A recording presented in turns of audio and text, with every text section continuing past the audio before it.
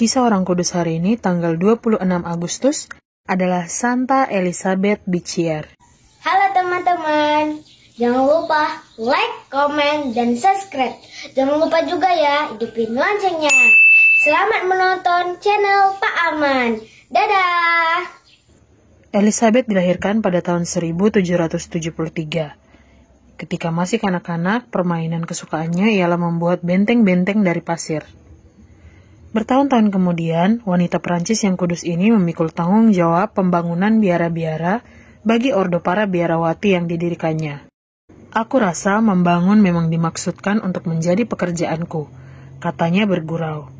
Sebab aku telah memulainya sejak masih kanak-kanak. Sesungguhnya ketika tahun 1830, yaitu 8 tahun sebelum wafatnya, Elizabeth telah mendirikan lebih dari 60 biara.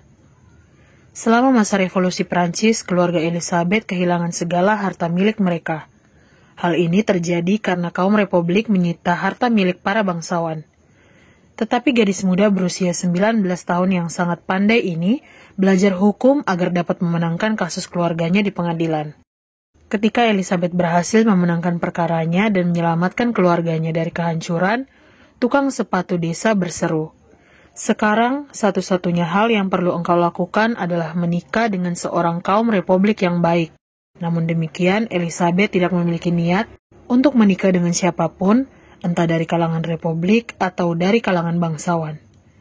Di balik sebuah gambar Bunda Maria, ia menulis, "Aku membaktikan serta mempersembahkan diriku kepada Yesus dan Maria untuk selama-lamanya." Dengan bantuan Santo Andreas Fornet, Elizabeth membentuk suatu ordo religius yang diberi nama Putri-Putri Salib. Ordo baru ini berkarya dengan mengajar anak-anak dan melayani orang sakit. Elizabeth siap menghadapi segala bahaya dan menolong sesama. Suatu ketika ia mendapati seorang gelandang terbaring sakit di sebuah gudang. Ia membawanya ke rumah sakit biara dan melakukan segala yang ia mampu untuknya hingga gelandangan itu meninggal dunia.